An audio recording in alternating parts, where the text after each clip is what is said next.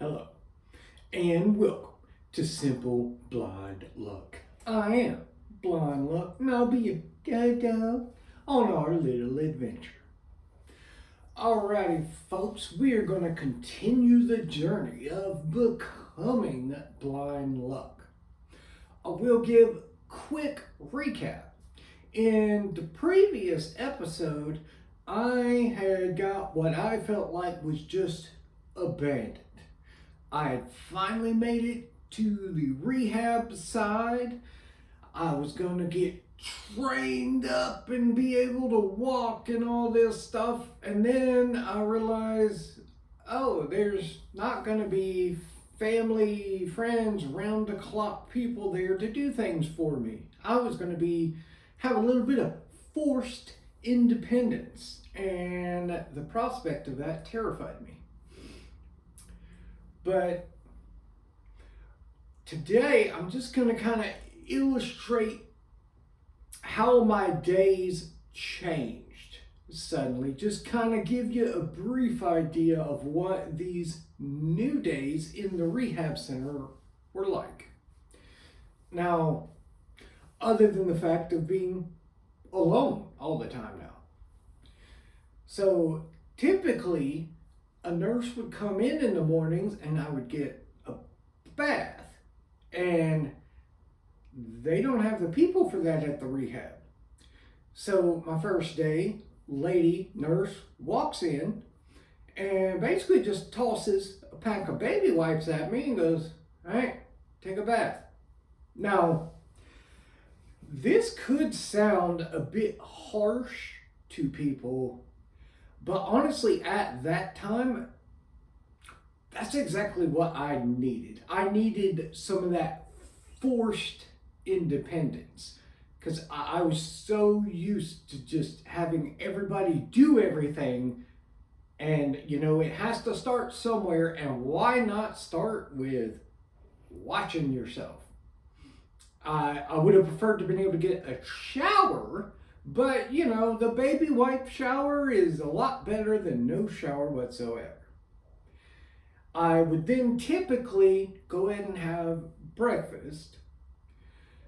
And then my first therapy of the day would begin. So they'd get me in the wheelchair and off to it I would go.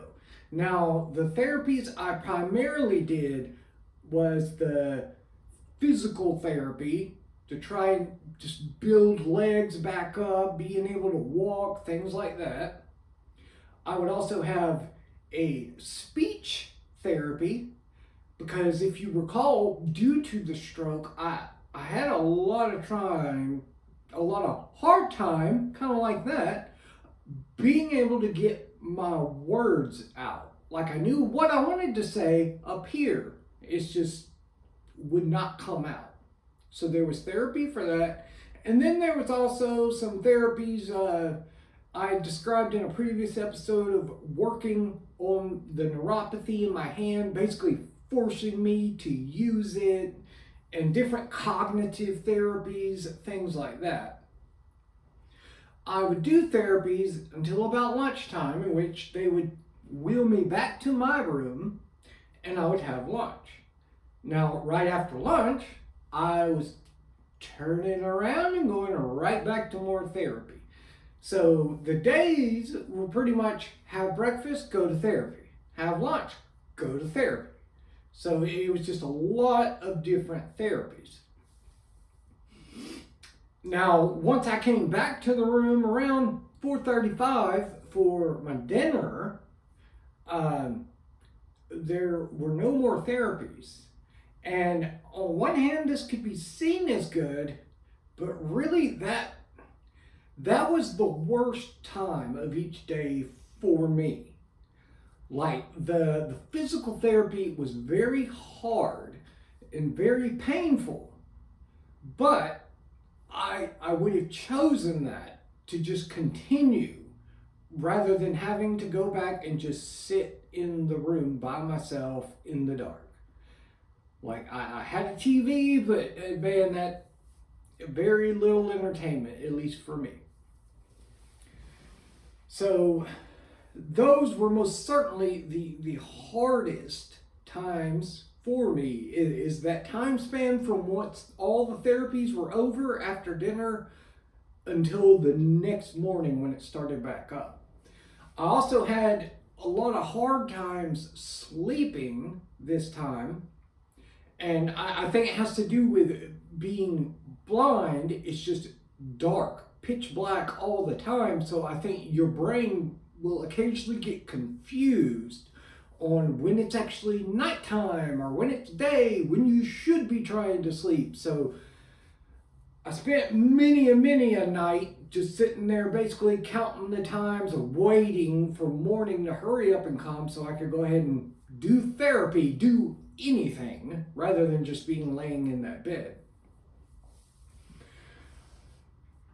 But it was much more structured than in the hospital.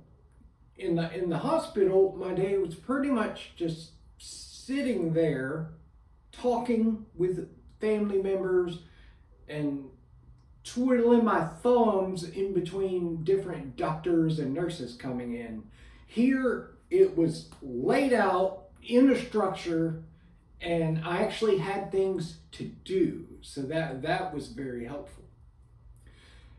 There was also, this is when I made a great milestone, which looking back, it looks kind of silly and small now, but in the moment, it was so profound and such a big accomplishment to me, like I can't even put it into words. And I was sitting there one day after the therapies and all that, the times when I'm just sitting there waiting for morning basically, and I had a phone in the room, and I suddenly realized I know how the keypad on the phone is laid out. Or at least I was fairly sure I did. And thankfully, I grew up in a time really before cell phones were so prolific and everywhere. So when you actually knew phone numbers in your head, you memorized phone numbers. So I decided, you know what, I'm going to see if I can't figure this out. So I picked up the phone and I remembered my grandmother's phone number. So I enter that in, and there's nothing. No dial tone, no nothing. And then it suddenly clicked in my head, hey, you're in the hospital, dum-dum. You have to dial 9 to get out of the system. So hang it up and pick it back up. Because yes, this phone was attached via cord to the wall. But I dial the number and put it to my ear and anxiously wait, and it actually starts ringing. So I feel like I've already made one success because it is ringing. And then when my grandmother answered the phone, I nearly broke down into tears. I was so happy and just impressed and proud of myself. And the fact I was able, without looking, to pick up the phone and dial a number. Such a tiny thing. It's laughable now. But in the moment, it was such a huge milestone. I was so thankful for that. I was also very thankful for all the staff there to be what at the time seemed so mean to me, of making me do all this stuff by myself and not wanting family members to be there to do everything for me. So they really helped a lot. They gave me a lot of good advice. One of the greatest pieces of advice that they gave me at that time was that you should like and subscribe to this channel. I mean, that's amazing advice. We will pause for today and kick you off with a little on the bright side. And for today we have, yeah, I'm blind. But on the bright side, the hospital phones have buttons so large that I would imagine even a blind man could figure out how to work them. And with that, I will hear you later.